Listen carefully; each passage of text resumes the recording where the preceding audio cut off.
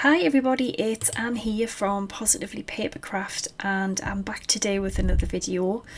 Now, I have a little confession. I did buy a few supplies the other day.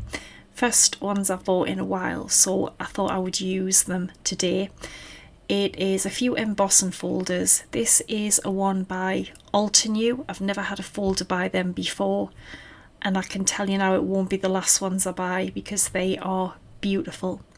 So I've got a piece of watercolour card here, and the folders are 6 by 6, so you've got a few options to do different size cards. Now I've got my base platform, thin die adapter, embossing folder, and then a clear plate over the top. That's the combination I use for these ones, and I seem to get a great result. Look at that, isn't that absolutely beautiful? Wow, they are stunning, definitely. And what I'm going to do here is I'm going to take my little watercolours. Of course you can use what you have for watercolouring. I will put the links for these ones. I've had these a while and they are beautiful, really vibrant colours. So I'm just deciding what colours I'm going to use, and basically I'm just going to start watercolouring it, and it turns out so pretty and so simple to do. You just kind of follow along. Obviously it's embossed, so it's a lot easier for you to kind of see where you need to put your watercolour down. So definitely try this because it looks beautiful. So I just start by putting a bit of the colour sort of in the middle of the flower here, and then I just kind of drag the colour out to the like the outside of the petals, and that's what I do. I mean, there's probably people who are way more better at watercolouring than me, who do it the proper way or whatever there is a way to do it, but this is what I do, and I just find it works okay. So I just pick different colours and I just sort of colour it all in. Now, it is there's a lot of flowers obviously in this folder, so but you can pick whatever folder you have, or just try and see what folders you've got, but it does give a beautiful result. So as I said, I'm just colouring in the little florals, and there's nothing else to it really. So simple to do. But yes, I absolutely love these folders from Altenew. I know for sure I will be trying some more because they are beautiful. They are just, the embossing is so deep, but I also like the fact that with some 3D folders the card kind of really buckles when it's done. I find with these it doesn't. So there we go, that's done. Now what I'm going to do is I want to run it back through. It's pretty easy to get the card lined up where it was on the folder before, because we've been putting water on and we will lose some of the embossing. But when you run it back through, all that sort of deep embossing comes back and it's beautiful. I picked quite bright colours for mine, but you can use whatever colours you want. So I just took a black card base and I'm just going to attach that to the front of the card. Beautiful, absolutely beautiful. And then I'm using this is new actually, a new little stamp and die set that I saw. It's by Studio Light, but I'll put the links below. But yeah, you can, it also has the shadow die, so you can cut for example the high out and then do the shadow of it too, and then you get obviously that little hello, and that's the sentiment, that one of the sentiments you got with it. But there's another one I made which the colours weren't as bright, but yes, I think this is so pretty, so give this one a try for sure. Now the next one, this is a piece of vellum. I'll put the link for this because you can't heat emboss it, but it is the thickest vellum I have ever seen.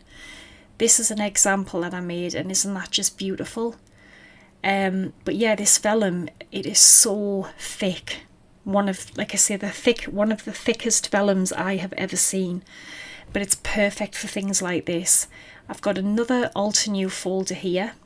This is beautiful, and I'm just popping my piece of vellum into the folder, and as before, base platform, thin die adapter, embossing folder, and then a clear plate over the top. Okay, and I find you get great results with that. So I've ran that through, and isn't that just gorgeous? And of course you can use the reverse, which either side you want to use. So I've got these blending brushes here. These are fab. I've been using these loads the last week or so. I do have these on my website if you want to pop over and have a look. Now I've got some Distress Oxides, and I'm just picking the colours that I use, and then I take the little brushes and I just basically pop it down onto the vellum. There's the colours that I've used there coming up on the left hand side, and they're just brilliant because they're small and they're perfect for colouring, you know, more little intricate smaller designs. And I basically just colour the whole thing in with the different Distress Oxides. So easy to do, but it looks beautiful when it's finished. Of course you use whatever colours or whatever inks you have, but I do find the Distress Oxides are lovely inks anyway for this kind of thing. But yeah, I do have the brushes if you want to pop over and have a look, and they really are so good. Really soft bristles as well, so love them. So I just kind of decide what colours to put where, and again, nothing hard about this, but you do get a beautiful result with this.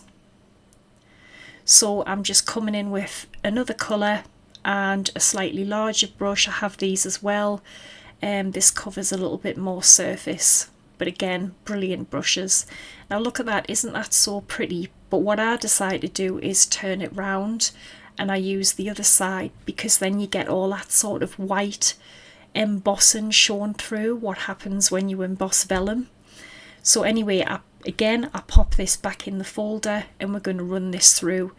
It hasn't really altered the embossing, but you know, we have been rubbing over it, so I don't want to be losing any of that lovely embossing, so that's why I run it through again. But really simple to line up. And this, I think this is my favourite, if I'm honest. But you can use either side, but I like the sort of white. You know what I mean? It gives like a sort of embossed lines. They look more white when you turn it on the reverse.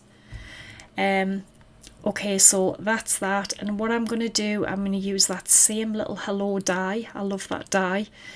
And I've just popped some glue on a silicone mat with a little sponge, and that's a brilliant way to adhere the vellum, and you cannot see it, it's completely invisible.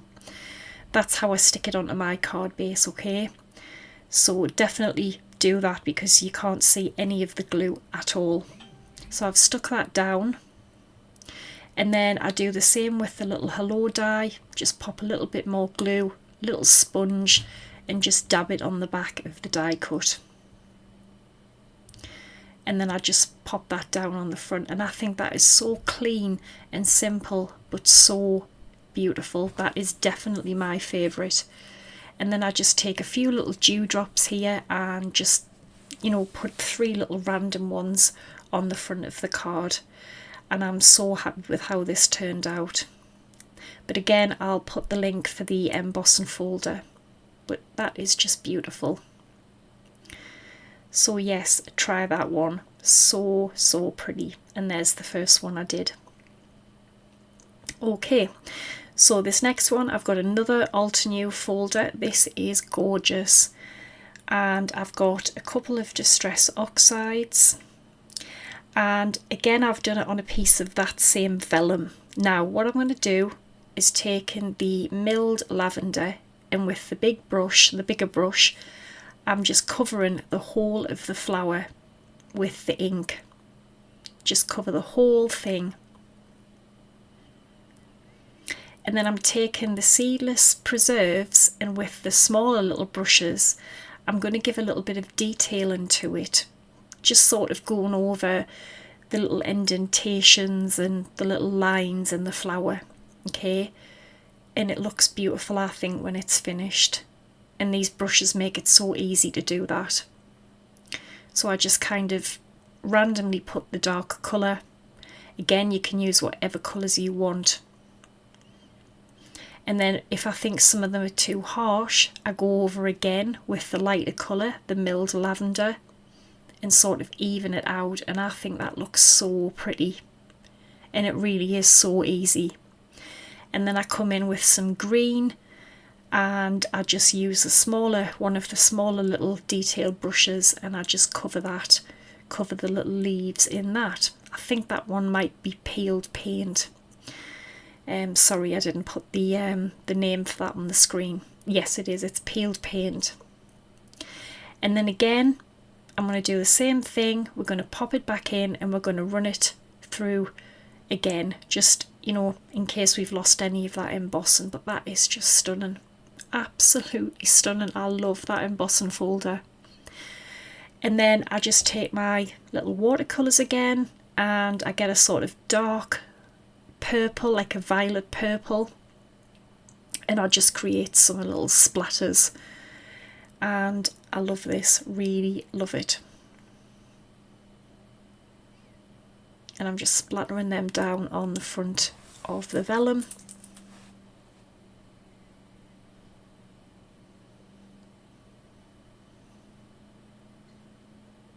And then just wait for that to dry a little bit. And then I've got a card base, a white 6x6 card base. I'm going to do the exact same thing to adhere it, just glue, put some glue on my little silicone mat. With my little sponge, I'm just going to dab it on the back of the vellum, and this is a brilliant way to stick it down.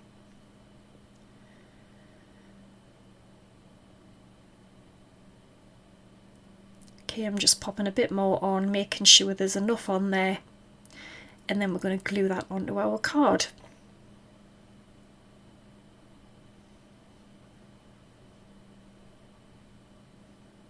And then I take the same stamping die that I've been using, the Studio Light one, and this time I've cut out high just from some gold sort of card, and I'm just gluing that down. And then I didn't use the shadow part of the die, I just used the main die. And then I've used again one of the sentiments from the set, which is "Hi, just wanted to say." And I just take a few more dewdrops and just glue a few little dewdrops down, and I think that's so pretty and so simple as well, it really is.